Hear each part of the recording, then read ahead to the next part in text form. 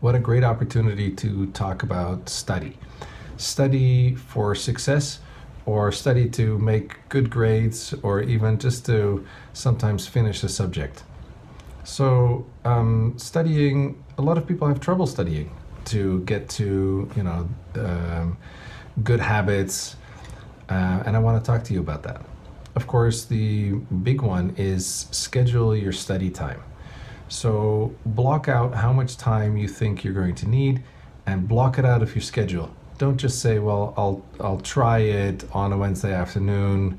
You actually need to, get out a Google Calendar or something, a good calendar, and actually write it in your calendar and block it out. And then when you find that you're ahead or you don't need that time, then you can do something else with the time. But you need to actually create an actual spot where you're going to be studying every day or every other day or so many hours. I'm going to talk about what you do during that study time for effective studying, because a lot of people zone out halfway through. The first thing you need to do, though, is take care of the instrument or the organ that actually does the studying, which of course is up here. So we have to take care of our brain. How do we do that? Well, the very first thing is don't be on a diet, at least not a calorie restricted diet, because studying on a calorie restriction is going to be the worst thing you'll do, especially when you're trying to go on low carb diets. So while I have various opinions on what type of diet is good for you, while you're studying, being on a low carb diet is not a good idea.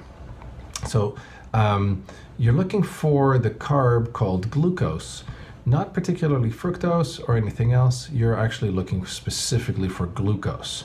So glucose is in starches most abundant. So if you're looking for green vegetables and starches, and starches means grains, wheat and that kind of stuff, cereals, tubers. So those are roots such as potatoes. Very good. Potatoes are awesome. Legumes like beans, broccoli, that kind of stuff. Some nuts contain also a lot of starch. They also contain a lot of oil, so you kind of want to, decide how much of that you want to consume. Now, that is so that your brain can eat the jet fuel that it requires, which is called glucose. So specifically while you're studying, you are going to feel peckish. You're going to feel like you want to eat something. And that's because your brain is consuming glucose at rapid pace. So you actually want to feed that. So don't go for pop because it contains glucose and fructose. Don't go for sugary things or processed sugar, specifically like cake or things like that, because they contain both glucose and fructose. So while the glucose does feed your brain, the fructose is sure to gain you quite a few pounds. Plus, fructose makes you addicted to the sugar. So that's probably not a good idea to inadvertently become addicted to fructose while you're studying. So the most sure way of getting your glucose is to eat starches. And one of the best ways I find is to get these tiny little mini potatoes and bake a bunch of, or boil a bunch of them, and then have them ready. I like them cold, so cold with a little bit of salt, and have them on the side. And when you're feeling peckish, you just chew on one of those, or just digest one or two of those with the skin on. The little red ones are my favorite, and they're gonna feed your brain and nothing else. So you're going to feel enough brain energy to get through your study and to absorb all the information that you need, while not gaining weight or getting addicted to the glucose. Now, avoid foods that leave toxins. So specifically proteins. So especially animal proteins, such as milk cheese, meat, those things, while you're studying, they're really not going to do you any good.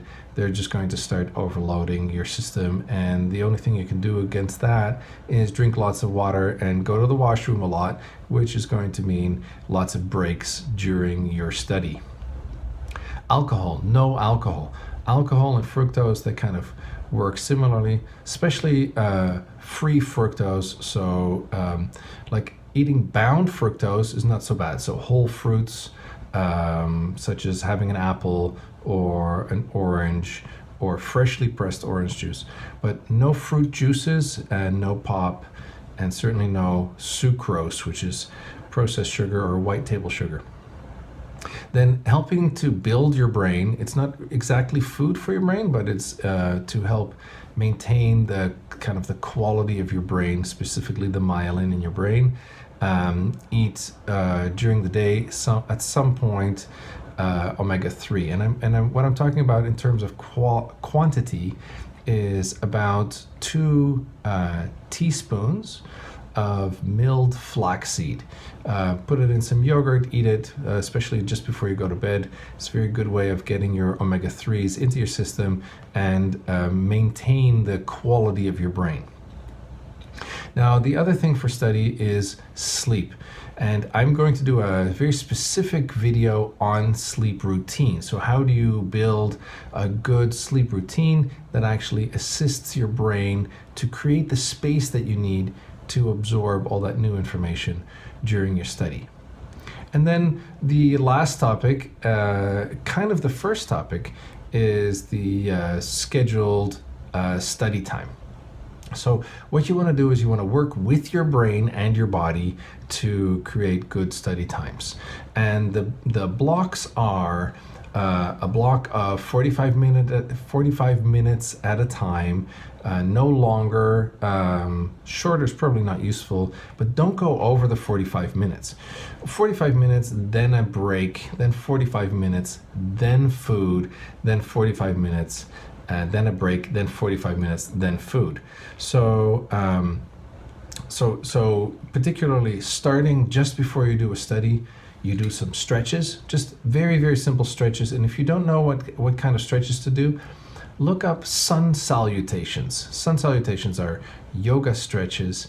There's a complicated one and a simple one. Just do the simple one. Just do a little bit of a stretch so that your body feels a little more nimble, and drink some water, go to the washroom, and have your snack ready, like your potatoes or something, so that your brain doesn't have to worry about whether there is food nearby, because then it will start wandering off to where it's going to get its next snack. So then you sit down, do your study, and I actually use a study timer.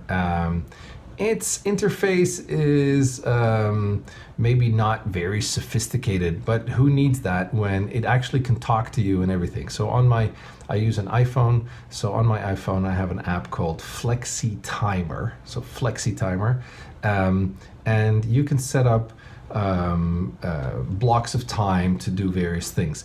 And for instance, my 45-minute study goes like this. 45 minutes, then a stretch. And then the longer ones, for instance, a 4-hour study time goes like this. It's 45 minutes of study, 15 minutes of break, which is a stretch, a snack, a bathroom break, refill my glass of water after having drunk a whole one, and then starting on 45 minutes of study again. Then after 45 minutes of study again, so that's the second block, a 30-minute lunch, walk, and the lunch does not contain any protein. It's really just a salad kind of lunch with some fruit. Then a walk, bathroom break, water, and then back to 45 minutes of study with 15-minute break again, which is the stretch in the water and the bathroom break, and then 45 minutes of study. If you calculate that together, there's basically 1 whole hour of breaks in there. in the 4 hours. So that's really 3 hours of full study and an hour split into 15, 30, and then 15 minutes again of break. And that is much more efficient in terms of retaining information than studying a block of 3 hours or even 4 hours at the same time, because your brain is just not going to want to absorb all that information without the proper maintenance. So enjoy your new study schedule. This will really help you take care of yourself and getting through this study time. What else would you like to talk about? So I'm happy to make more videos demystifying topics in mental health and mental strength and life coaching. Leave some questions if you like, or comments below. Click on the subscribe button if you want to have the first notification on new content as it comes. Take care of your mental health.